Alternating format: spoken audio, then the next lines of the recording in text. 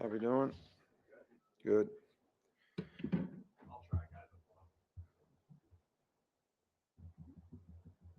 So when I went to church yesterday, the first thing I said was, um, "Thank God, what could have happened didn't happen." So, we did. I think it's just reviewing this game.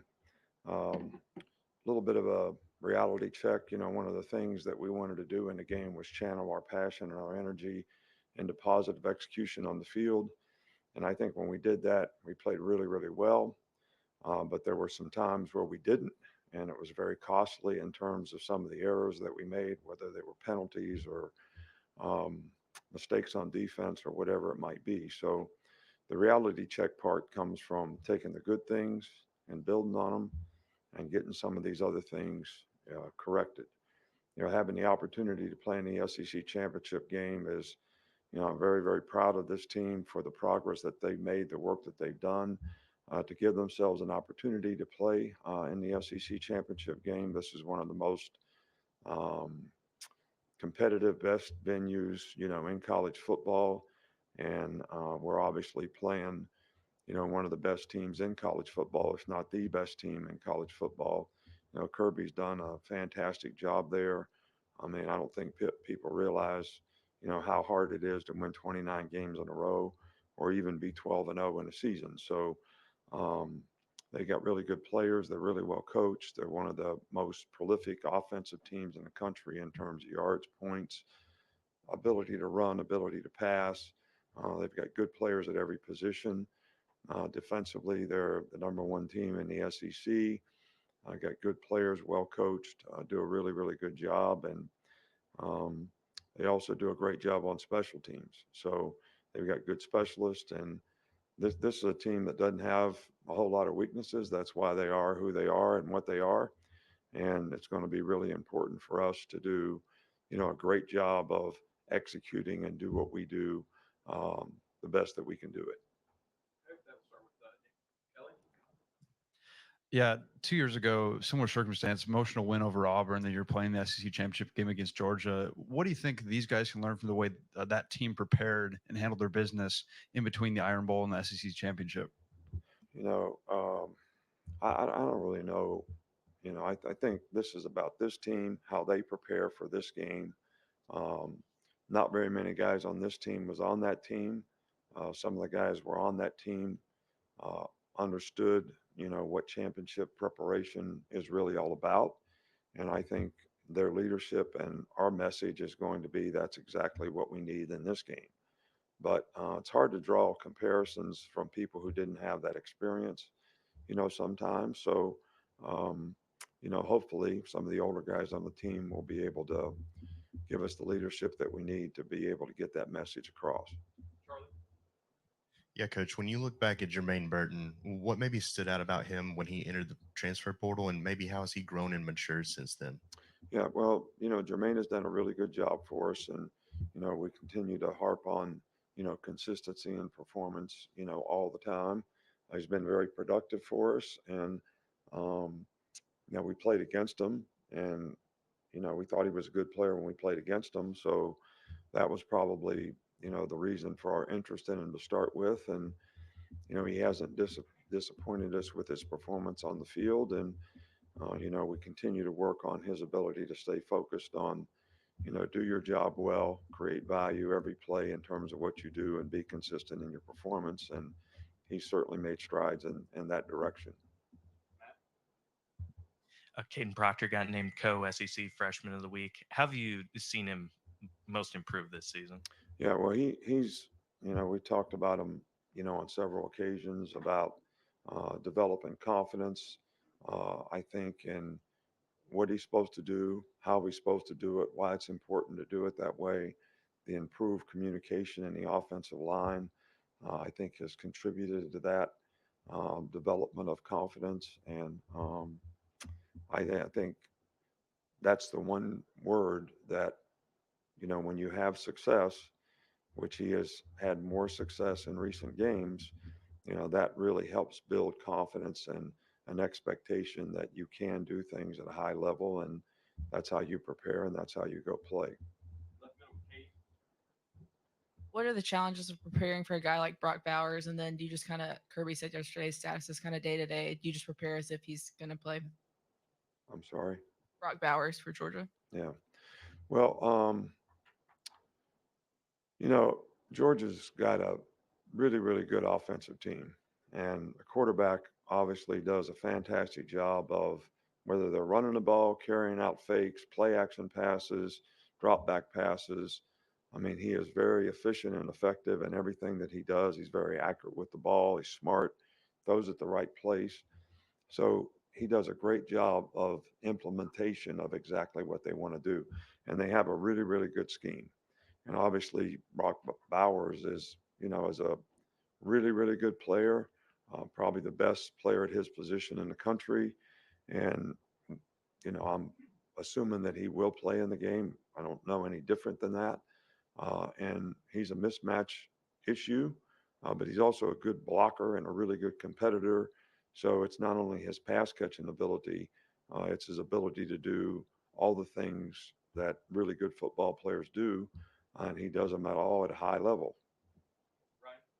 Coach, everyone knows about the Iron Bowl rivalry, but this Georgia-Alabama rivalry is turning into something every year bigger and bigger. How healthy is that for the game of football? And obviously, the Kirby and your connection adds to that as well.